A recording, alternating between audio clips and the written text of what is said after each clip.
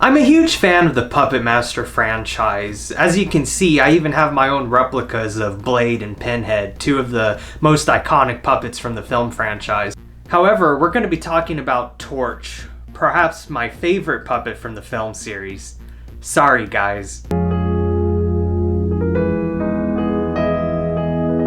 There are 12 canonical Puppet Master films, and out of all of them, Torch only appeared in 2 of them. His first appearance was in Puppet Master 2, and then he had what's essentially a glorified cameo in Puppet Master 5. So where did Torch come from? Well, we first see the character after an undead Andre Toulon builds him in Puppet Master 2. And it's obvious that his wardrobe is clearly inspired by Nazi Germany. He's probably one of the most vicious looking puppets out of the group. With a mechanical jaw, bullets for teeth, and glowing red eyes, he's definitely not one puppet you want to mess with. In fact, Torch is actually one of the most dangerous puppets as well. He actually has a flamethrower for an arm. As for his personality, he's actually just as mean on the inside. He often shows aggression and no hesitation to kill any kind of victim. In fact, he actually kills a child in Puppet Master 2. Furthermore, when Andre Toulon goes insane in Puppet Master 2, Torch is the one puppet that actually fights back and manages to kill him by burning Andre alive. As such, Torch is definitely a force to be reckoned with. And he's last seen in the film riding shotgun while Camille Kinney, who's now also insane and inside the body of a mannequin, decides to drive the puppets to a mental asylum for children. As for his next appearance in the film franchise, we don't see Torch again until Puppet Master 5. And in this film, as said before, it's pretty much a glorified cameo. We see him in one scene where he tries to help his puppet friends try to kill a totem and he gets knocked out. And later on, he decides to kill one of the human characters that's trying to betray our main character, Rick. And he's actually the only puppet in the film to kill a human character, so that goes to show just how aggressive and violent he is compared to the others. Now that begs the question, of course, whose soul is inside of Torch?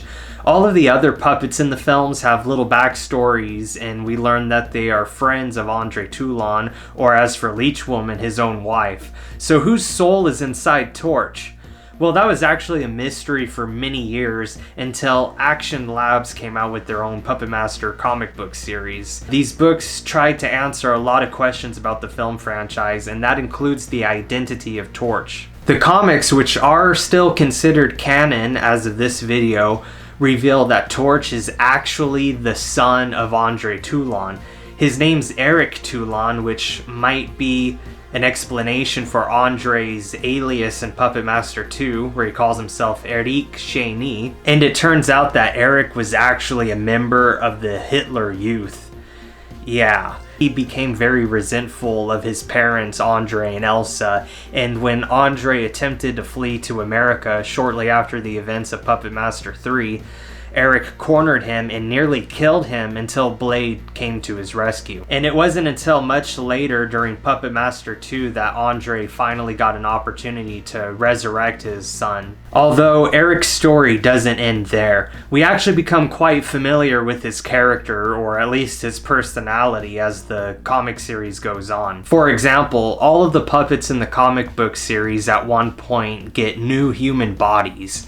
Eric chooses the body of a 12-year-old boy, which is much like his body he had as a human when he was alive. And although the other puppets and their human bodies decide to stay close friends, Eric is kind of a loner. He decides to stay back from the crowd and do his own thing. But this is when the comics do one of the coolest things I've probably ever seen in a comic book series. Eventually, all of the puppets and their new human bodies get tracked down by clients who are hired to use their old puppet bodies as a way to kill them. Eventually everyone is killed except for Eric, who manages to stop his Torch puppet, tie him up, and then build his own new flamethrower arm onto his human body.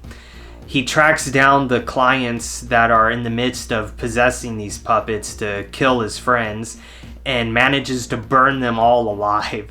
Eric then goes a step further and uses his new flamethrower arm on himself.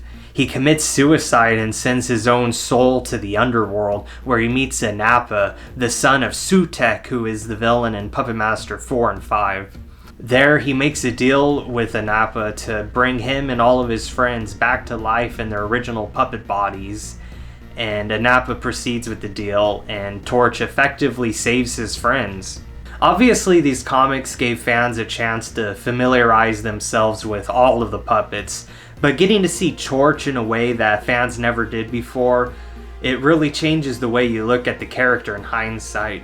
For example, when he kills the kid in Puppet Master 2, you realize that he actually was a member of the Hitler Youth. So it really gives a layer of, oh wow, this is a lot deeper than originally expected. It was already a dark scene because you're watching a child get murdered, but when you realize Torch himself is a child stuck inside a puppet's body after carrying out the will of Nazi Germany, it blew my mind. So I'm not sure if it'll ever happen, but I would love to see a standalone spin-off movie all about Torch, aka Eric. I think he has a really interesting story, and I would love to see it carried out in live action. So what do you think of Torch? Do you think his backstory is as interesting as I do? Let me know in the comments section down below, and if you enjoyed this video, please like, share, and subscribe, and as always, obey the brain.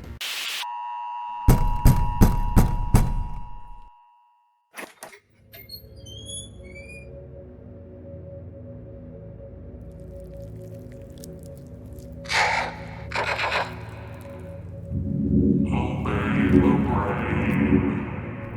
Subscribe.